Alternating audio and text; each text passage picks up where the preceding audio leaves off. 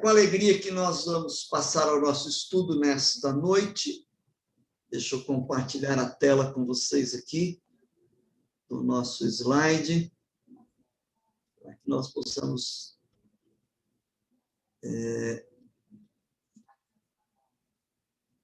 meditar na palavra do nosso Deus. Aqui. Ajeitando aqui.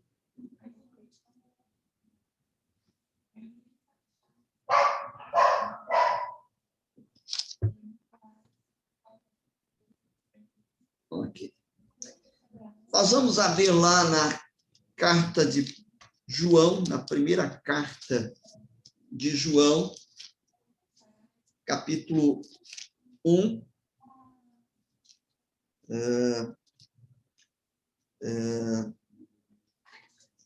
primeira carta de João, no capítulo 1, versículo 3, versículo 6 e o versículo 7. Primeira carta de João, capítulo 1, versículos 3, 6 e depois o 7. O que temos visto e ouvido, anunciamos também a vós outros, para que vós igualmente mantenhais comunhão conosco. Ora, a nossa comunhão é com o Pai e com seu Filho, Jesus Cristo. Versículo 6. Se dissermos que mantemos comunhão com Ele e andarmos nas trevas, mentimos e não praticamos a verdade. Se, porém, andarmos na luz, como Ele está na luz, mantemos comunhão uns com os outros, e o sangue de Jesus, seu Filho, nos purifica de todo o pecado. Amém. Vamos orar ao nosso Deus. Deus bendito, nós nos chegamos ao teu trono de graça e queremos aprender de ti. E o teu Espírito, o autor das Santas Escrituras, possa abrir a nossa mente e o nosso coração para compreendermos as verdades que o Senhor tem a nos ensinar. Fala conosco, abençoa-nos, em o nome de Jesus. Amém. Amém. Irmãos, na semana passada, nós demos início à nossa série de estudos, Koinonia, compartilhando de uma vida comum. Esse é o tema que nós estamos trabalhando. E no primeiro estudo, nós tratamos de responder uma questão que é basilar e fundamental para esse início de série de estudos. O que é comunhão? O que é koinonia? Né? Então, quando nós respondemos esta questão, nós podemos ver e observar que a comunhão na vida da igreja é muito mais do que uma atividade social cristã. Né? Nós até falamos que vai além do que tomar um cafezinho depois do culto. É muito mais amplo. Né? Na verdade, nós vimos que, primeiramente, a koinonia envolve o compartilhar de alguma coisa, e quando nós compartilhamos de algo, isto tem em mente dois significados, a ideia de relacionamento e parceria, né? Onde nós nos relacionamos uns com os outros e desfrutamos de uma parceria, né? A ideia de parceria é no sentido de que nós temos um empreendimento em comum, né? Ou seja, a ideia de parceria incorpora a promoção do evangelho e a edificação dos crentes. Então, um relacionamento onde nós partilhamos de uma vida que temos em comum, né? E a ideia de estarmos empreendendo a obra de Deus juntos. Mas nós vimos também que o compartilhar de alguma coisa ou compartilhar com alguém, né? e nós compartilhamos uns com os outros e as necessidades espirituais e também compartilhamos os bens materiais, né? Nós desfrutamos de uma vida comum em Cristo e nós somos chamados, por causa desta vida em comum, a compartilhar uns com os outros, seja o que for que tenhamos, de recursos materiais, espirituais e de recursos materiais. Tá? Então, nós vamos verificar que isso aqui é fundamental para nós entendermos. Todavia, nós vamos perceber hoje, e nós vamos começar a falar a respeito disso, é que há algo mais fundamental para a igreja, para a vida da igreja, que o nosso relacionamento uns com os outros. Né?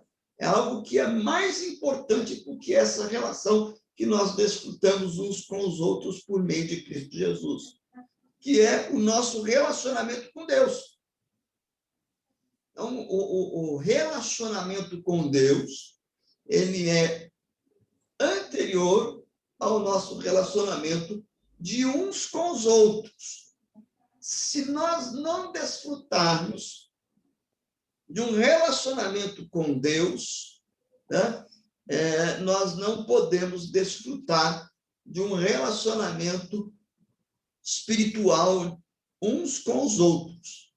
E é sobre esse relacionamento, então nós vamos abordar a comunhão agora a partir da perspectiva do nosso relacionamento com Deus, para depois tratarmos mais detalhes a respeito da vida em comunhão, em vida em koinonia dentro da comunidade cristã. Então, o primeiro aspecto a ser abordado nesta noite, e que nós vamos começar a abordar, é o nosso relacionamento com Deus.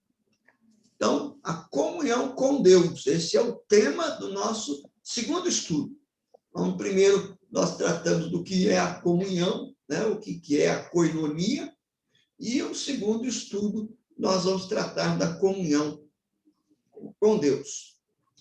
Quando nós falamos a respeito de relacionamento, nós nos referimos a um fato objetivo e uma experiência subjetiva. Então, quando se trata de relacionamento, há um aspecto objetivo e há um aspecto subjetivo dentro desse relacionamento. O que acontece é que, muitas vezes, quando nós tratamos de comunhão na vida da igreja, muitas vezes nós enfatizamos o quê? A oportunidade de nos conhecer, de poder nos amar, de nos aceitar, né? De vivermos uma vida comum uns com os outros, além de encorajarmos uns aos outros. Obviamente, como nós vimos, isso está envolvido na questão da comunhão.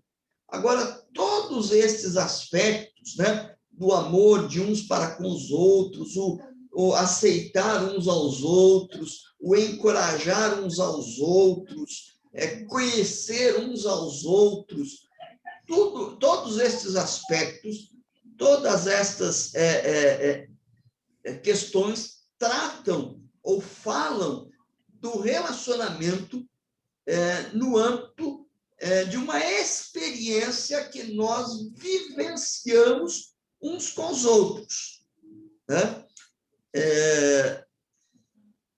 Então, geralmente, a gente dá ênfase nessa questão mais subjetiva que trata da relação que nós desfrutamos de uns com os outros. Mas o significado básico de relacionamento dentro do contexto bíblico diz respeito a um fato objetivo.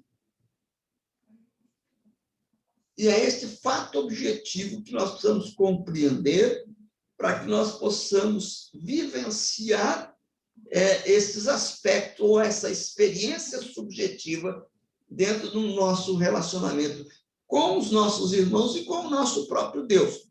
Por exemplo, para exemplificar o que eu estou dizendo aqui, a questão do relacionamento conjugal. Qual que é o fato objetivo numa relação conjugal? O fato objetivo é quando um casal, né, um homem e uma mulher, decidem se casar.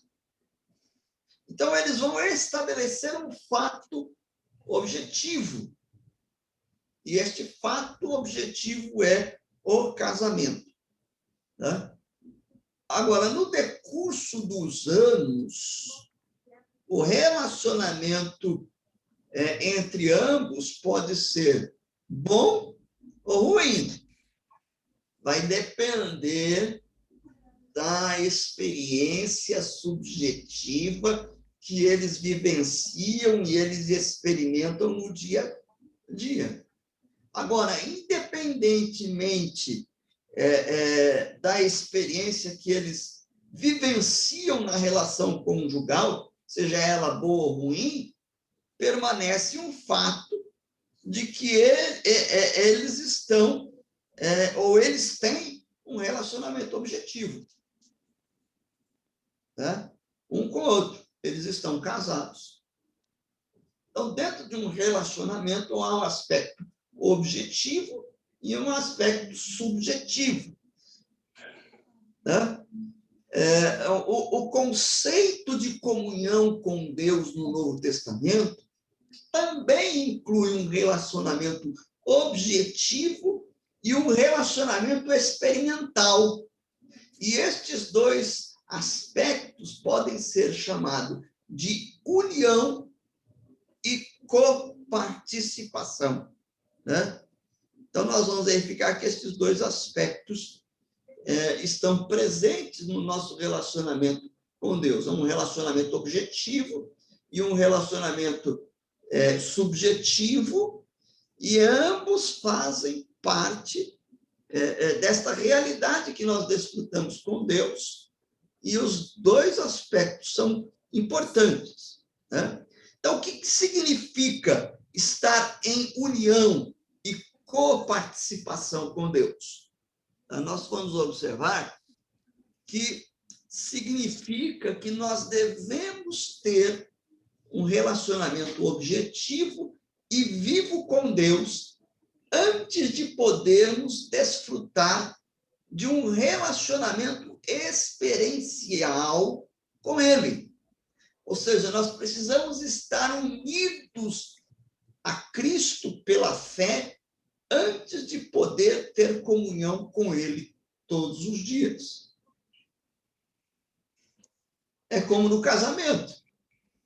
Eu preciso celebrar esta união através do ato conjugal, que é a cerimônia, o casamento em si, para que eu possa experimentar. Nós não vamos vivenciar a vida conjugal sem antes estabelecermos um relacionamento objetivo, decidirmos que vamos ficar juntos, vamos fazer um pacto e casarmos. Com Deus é a mesma coisa. Deus nos convida a um relacionamento vivo com Ele, e é a partir desta união com Ele que nós podemos experimentar no dia a dia um relacionamento com Ele. Né?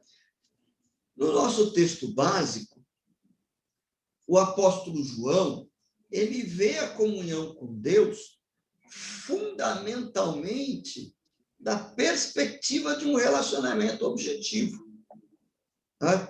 A nova English Bible, né, ela traduz assim: o que vimos e ouvimos, declaramos a vocês, a fim de que possamos partilhar de uma vida comum, a vida que partilhamos com o Pai e seu Filho Jesus Cristo. Se afirmamos partilhar de sua vida enquanto andamos em trevas, nossas palavras de vida são uma mentira. Mas se andarmos na luz como Ele próprio está na luz, então partilhamos de uma vida comum e estamos sendo purificados de todo pecado pelo sangue de Jesus, seu Filho. Né? Há mais um texto que nós devemos ver. Abram lá em 1 Coríntios. Abram lá em 1 Coríntios, capítulo 1. 1 Coríntios, primeira carta de Paulo aos Coríntios, no capítulo 1, versículo 9. E vejam o que Paulo nos diz quando escreve aos Coríntios. 1:9. Fiel é Deus, pelo qual fostes chamados à comunhão de seu Filho Jesus Cristo, nosso Senhor. Então, vejam bem, irmãos, muitas vezes nós olhamos para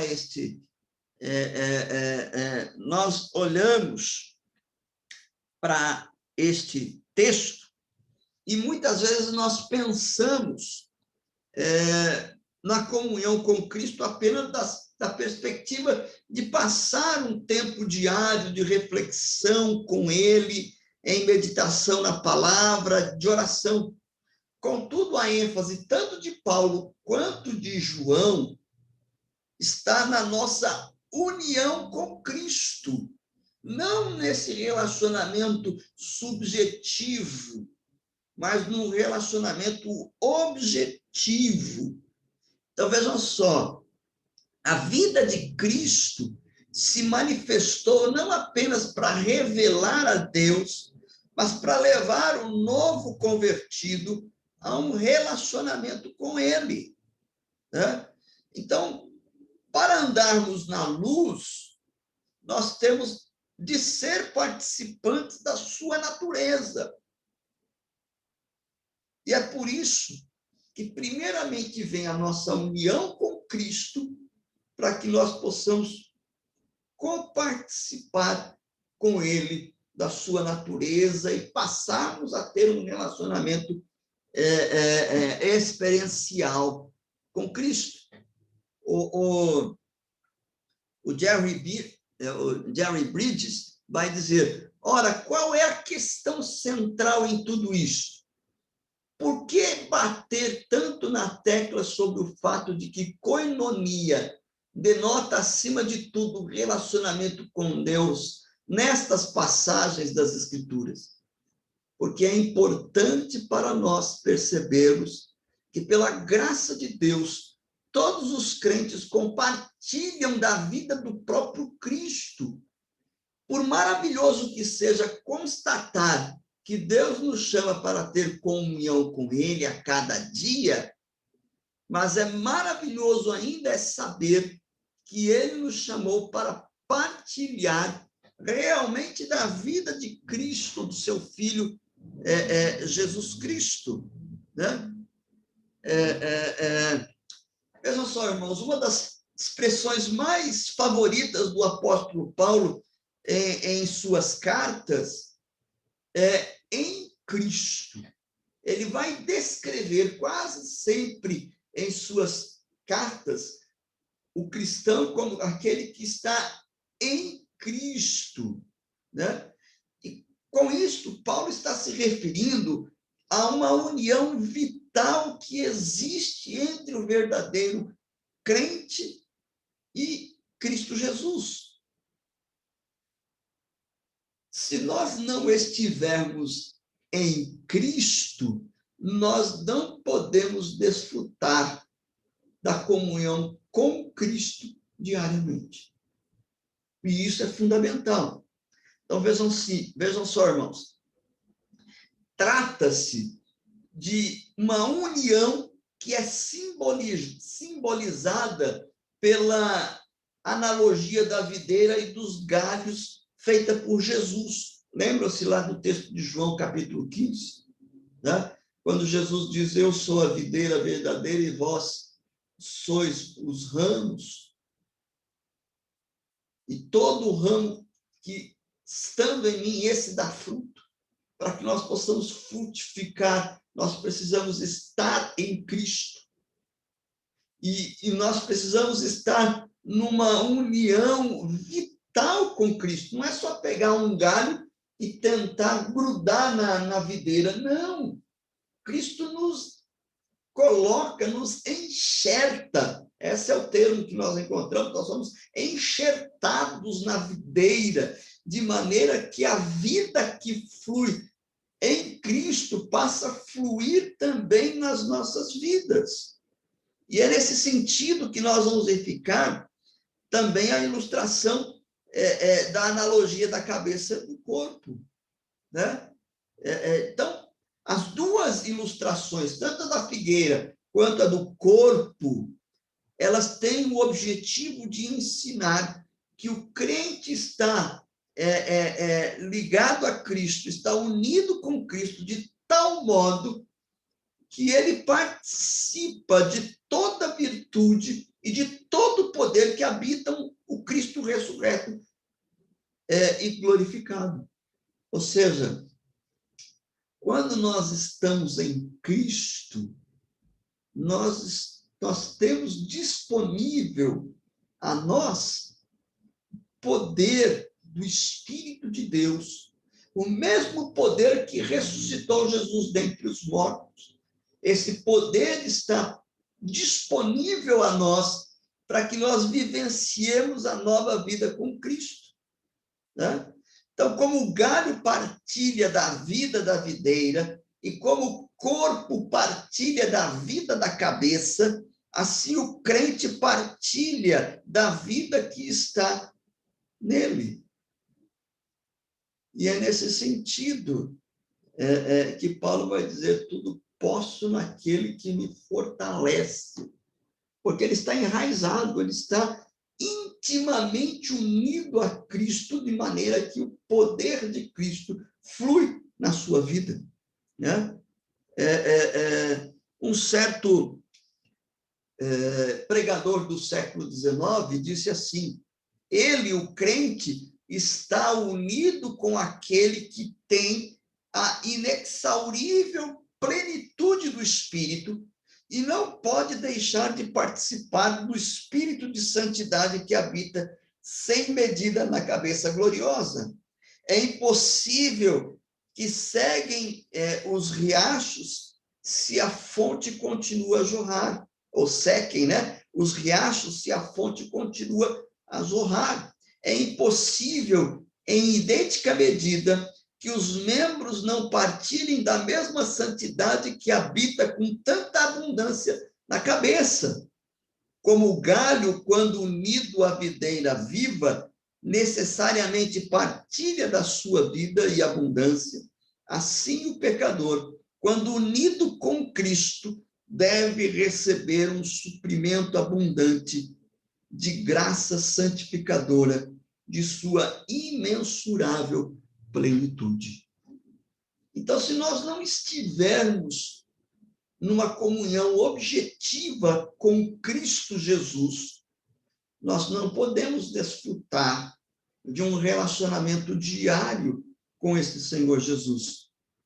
Mais uma vez, o Jerry Bridges, né, ele faz uma pergunta: de onde nós, cristãos, tiramos o poder que necessitamos para viver a vida cristã?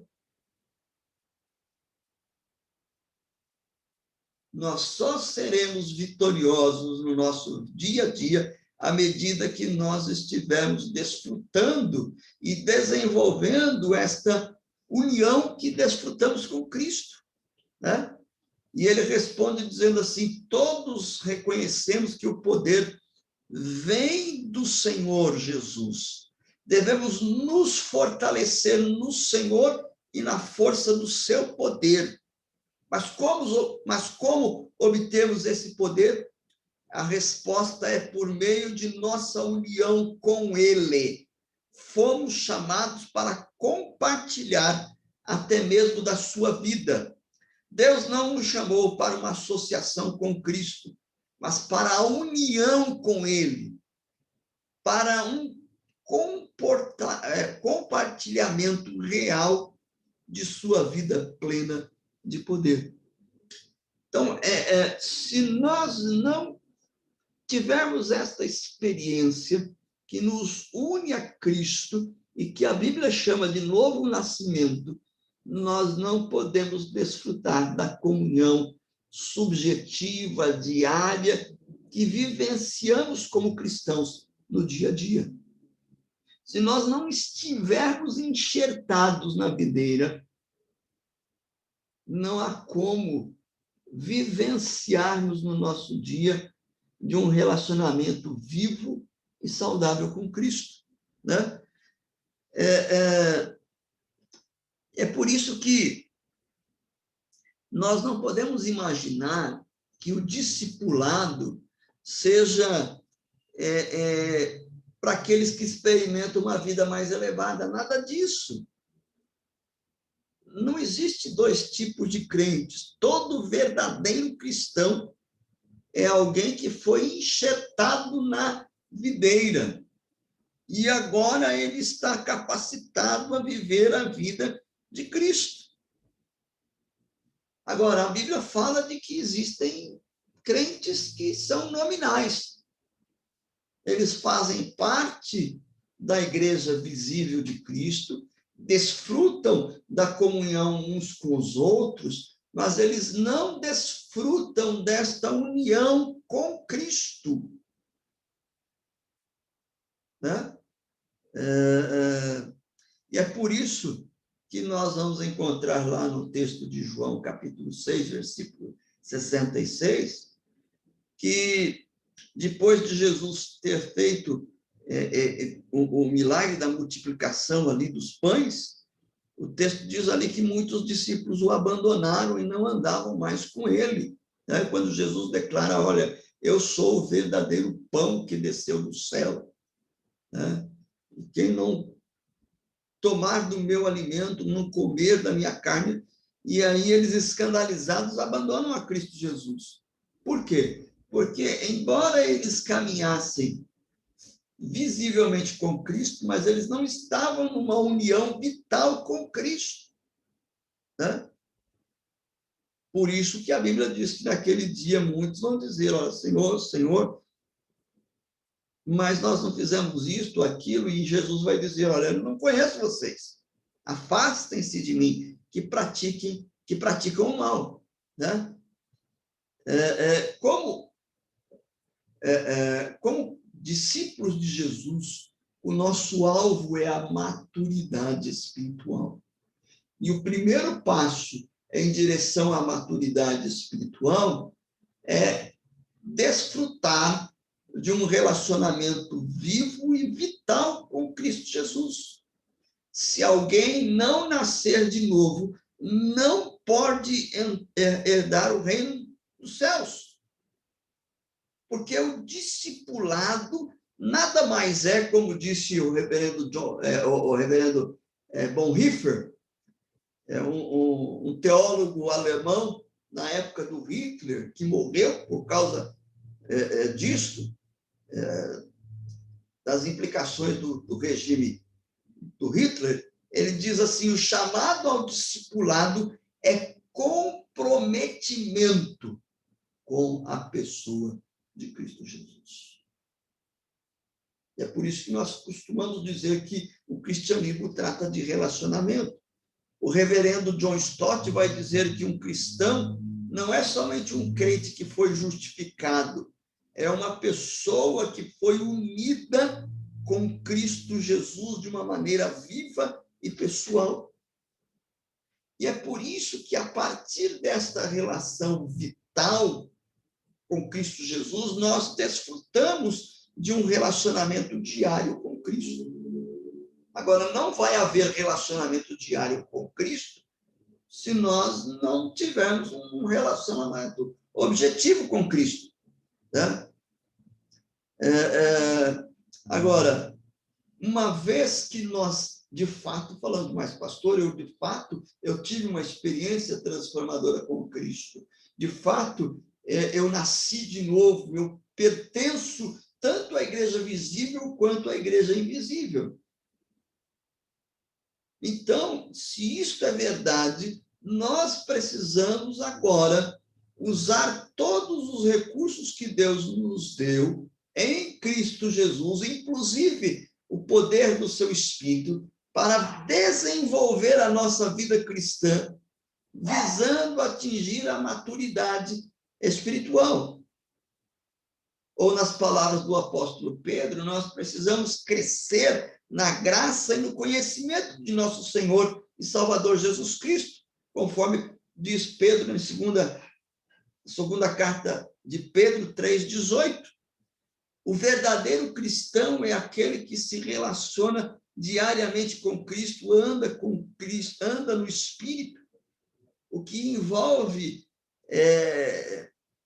de nós, ou exige de nós, tempo. Por isso que o verdadeiro cristão, ele precisa acertar a sua lista de prioridades. Somos desafiados a revisar o nosso sistema de valores, buscar em primeiro lugar o reino de Deus, pensar nas coisas que são lá do alto. Um pastor batista, o pastor Paulo Solonca, ele diz assim: Deus está à procura de verdadeiros adoradores, homens e mulheres que estejam prontos a comprometerem-se com a sua pessoa, seus ensinos, seu reino. Deus sempre condenou a falsa religiosidade. Ele está farto de membros de igrejas domingueiros que mais se identificam com agentes secretos da fé cristã do que discípulos comprometidos com uma causa. É por isso que o verdadeiro cristão ele tem prazer na lei do Senhor e ele valoriza toda e qualquer oportunidade de ouvir a palavra de Deus e nela crescer. Ele valoriza todos os encontros para que ele possa ser transformado na imagem e semelhança de Cristo. E eu já disse isso aqui na igreja. Deus não pode fazer algo através de mim sem antes fazer algo em mim. Ele precisa transformar a nossa vida. E o ponto de partida é o nosso relacionamento objetivo com Cristo. E a partir deste relacionamento objetivo, desenvolvermos uma prática de vida cristã que nos leve a experimentar dia a dia desta comunhão, deste poder, para que nós sejamos transformados de glória em glória na imagem de Cristo. E verdadeiramente nós possamos compreender a importância da comunhão com Deus, a fim de que possamos desfrutar de uma correta comunhão uns com os outros. Que Deus nos ajude a desenvolver a nossa comunhão com Deus para colhermos os frutos do relacionamento de uns com os outros. Que Deus assim nos abençoe. Amém? Vamos, neste momento, nos dirigir a Deus em oração. Andréia, nos dirige a Deus em oração, por gentileza. Sim. Senhor, nosso Deus, nosso Pai, te agradecemos por este momento, onde podemos ouvir a Tua palavra, Senhor, aprender um pouco mais de Ti, e te pedimos, Senhor, que o Senhor nos ajude a ter essa comunhão, Senhor, cada vez mais contigo, viver, Senhor, a vida de Cristo, Senhor. Que o Senhor nos ajude, que o Senhor aumente a nossa fé. Obrigado por esse dia, obrigado por tudo, em nome do seu Filho amado Jesus. Amém. Amém. Deus nos abençoe, irmãos. Deixa eu